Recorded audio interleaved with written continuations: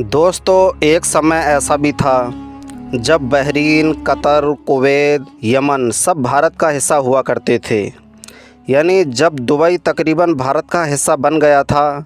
British भारतीय साम्राज्य में ब्रिटेन और भारत के बहुत कम नागरिकों को पता था कि ब्रिटिश राज अरब तक फैला हुआ है। भूगोल पढ़ा चुके होल्डन को इस पोस्टिंग का इंतज़ार था।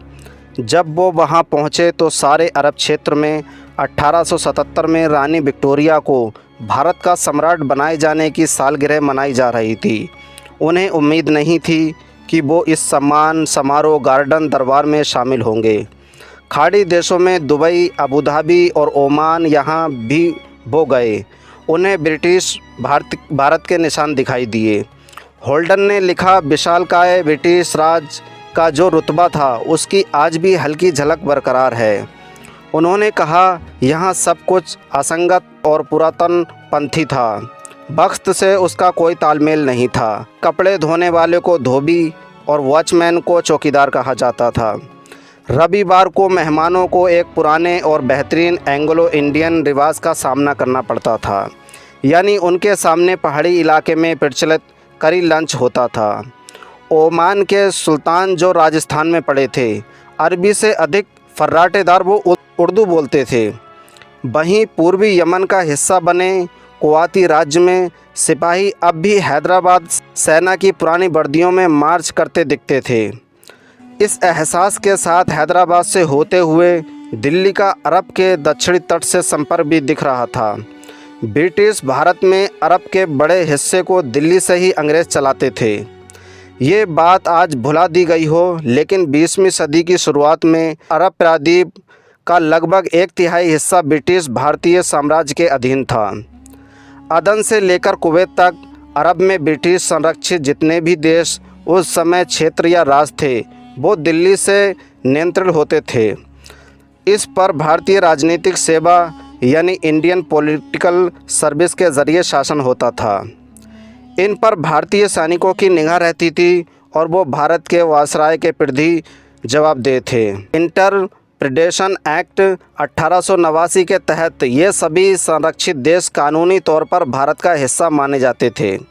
जयपुर की तरह भारत की अर्धस्वायत्त रियासतों की सूची अंग्रेज़ी के वर्णक्रम के हिसाब से अबू धाबी से शुरू होती थी। बल्कि वायसराय लॉर्ड कर्जन ने तो ये सुझाव दिया था कि ओमान को भी लुस बेलिया या किलात की तरह आज का बलूचिस्तान भारत की एक देसी रियासत ही माना जाए। सुदूर पश्चिम में यानी आज के यमन के अदन तक में भारतीय पासपोर्ट जारी किए जाते थे और ये भारत के सबसे पश्चिमी इलाके के बंदरगाह की तरह इस्तेमाल होता था और ये मुंबई प्रांत के प्रशासन का हिस्सा था। जब 1931 में महात्मा गांधी अदन पहुँचे तो उन्हें वहाँ कई अरबी युवा मिले जो खुद को भारतीय राष्ट्रवादी मानते थे। इस तरह के ब्रिटिश इंडियन पासपोर्ट अदन जैसे इलाकों में भी जारी किए जाते थे। दिलचस्प ये था कि उस समय ब्रिटेन और भारत के बहुत कम नागरिकों को पता था कि ब्रिटिश राज अरब तक फैला हुआ है। भारत के वास्तविक नक्शे में ये क्षेत्र दिखाए गए थे, गुप्त रूप से छपते थे। सार्वजनिक दस्तावेजों में अरब राज्य नहीं दिखाए जाते थे ताकि ऑटोमन या बाद में सऊदी शासन को उकसाने से बचा जा सके। रॉयल एशियाटिक सोसाइटी के एक लेक्चर ने तो यहाँ तक कहा, जैसे कोई शेख अपनी प्रिय पत्नी को पर्दे में रखता है, वैसे ही ब्रिटिश अधिकारी अरब क्षेत्र की स्थिति को रहस्य बनाकर रखते थे। आज़ादी से पहले ही दुबई से लेकर कुवैत तक को ब्रिटिश भारत से अलग कर दिया गया। यानी 1920 के दशक तक भारतीय राजनीति की हवा बदलने लगी। भारत के राष्ट्रवादियों ने देश को किसी के साम्राज्य के तौर पर नहीं बल्कि एक ऐसी सांस्कृतिक जगह के तौर पर देखना शुरू किया जिसकी जड़ें महाभारत के भूगोल में थीं। लंदन ने अच्छा मौका देखा और 1 अप्रैल 1937 को अदन को भारत से अलग कर दिया गया। किंग जॉर्ज BI की ओर से भेजा गया एक टेलीग्राम संदेश जोर से पढ़ा गया। अदन पिछले 100 वर्षों से भारत का विभिन्न हिस्सा रहा है। अरब मेरे भारतीय साम्राज्य से इसका राजनीतिक संबंध खत्म होता है। अदन अब मेरे औपनिवेशिक साम्राज्य का हिस्सा होगा। हालांकि खाड़ी क्षेत्र अगले 10 साल तक ब्रिटिश भारत सरकार के अधीन रहा। ब्रिटिश अधिकारियों ने इस बात पर थोड़ा विचार विमर्श किया कि क्या आज़ादी के बाद भारत या पाकिस्तान को फ़ारस की खाड़ी की जिम्मेदारी दी जा सकती है, लेकिन ब्रिटेन के राजनयिक मिशन के अधिकारी का कहना है दिल्ली के अधिकारियों में इस बात पर सहमति थी कि फ़ारस की खाड़ी में भारत सरकार की कोई दिलचस्पी नहीं है। खाड़ी में रहने वाले विलियम हैं के मुताबिक खाड़ी में रहने वाले अरब लोगों का ज़िम्मा भारत और पाकिस्तान पर सौंपना बिल्कुल ठीक नहीं होता है।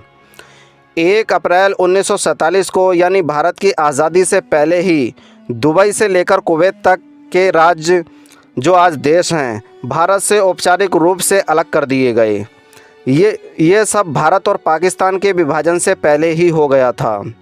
फिर कुछ महीनों के बाद भारत और पाकिस्तान की सैकड़ों रियासतों का संबंधित देशों में विलय शुरू हुआ, लेकिन खाड़ी की अरब रियासतें उस सूची में गायब थीं। बहुत कम लोगों ने इस बात पर ध्यान दिया और आज 75 साल बाद भी भारत और खाड़ी देशों में बहुत से लोग नहीं जानते कि ये कितनी बड़ी ऐतिहासिक घटना थी। अगर ये प्रशासनिक निर्णय न लिया गया होता तो शायद आज खाड़ी के तेल समुद्र देश भारत या पाकिस्तान का हिस्सा होते।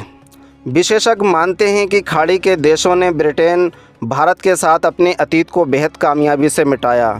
जब ब्रिटेन के प्रधानमंत्री क्लेमेंट इटली ने भारत और खाड़ी का शासन एक साथ छोड़ने का प्रस्ताव दिया तो उन्हें चुप करा दिया गया और फिर अगले 24 साल तक ब्रिटेन ने खाड़ी पर अपना शासन बनाए रखा।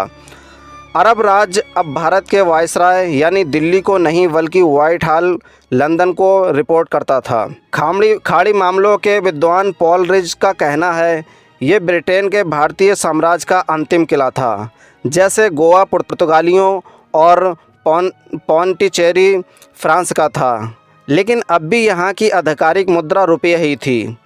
परिवहन का सबसे आसान साधन ब्रिटिश इंडिया शिपिंग लाइन यानी शिपिंग कंपनी थी और खाड़ी की 30 रियासत अब भी ब्रिटेन रेजिमेंट चलाते थे, जिन्होंने इंडियन पॉलिटिकल सर्विस में अपना करियर बनाया था।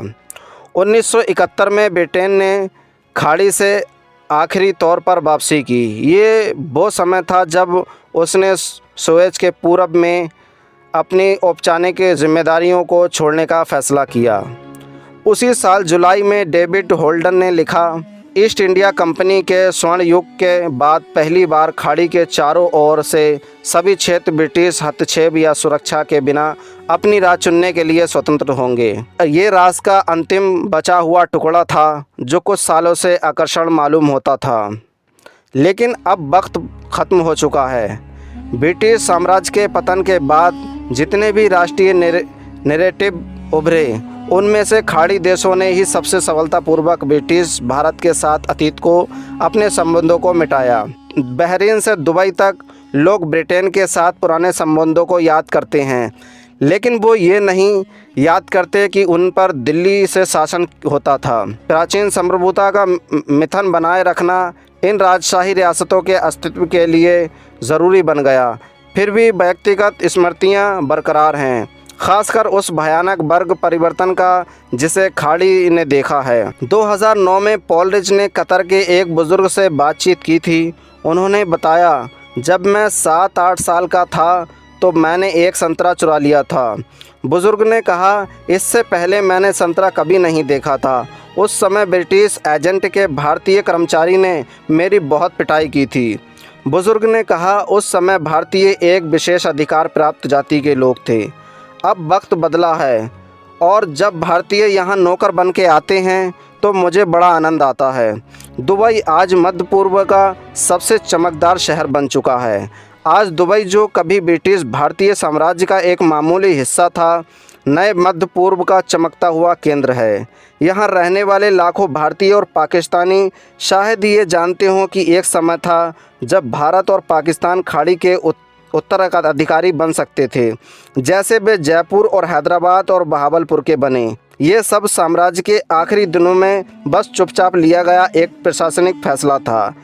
इस फैसले ने ब्रिटिश भारत और खाड़ी के रिश्तों को हमेशा के लिए तोड़ दिया, जिसकी आज सिर्फ गूंज बची है और कुछ नहीं।